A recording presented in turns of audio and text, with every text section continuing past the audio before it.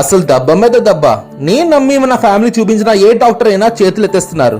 మొన్నటి వరకు మా ఆవిడకి అని సార్ మెడిసిన్స్ లేవని, ఇప్పుడు మా పాప విషయంలో చూడండి ఏంటయింది. కిడ్నీ స్పెషలిస్ట్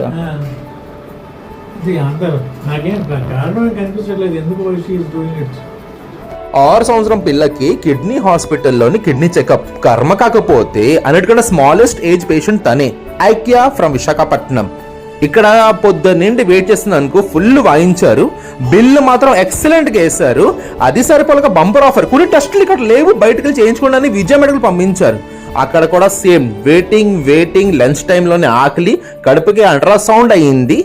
రిపోర్ట్స్ అయితే ఇంకా రాలేదు. ఐ విషింగ్ ఏం రాకుండా ఉండాలని.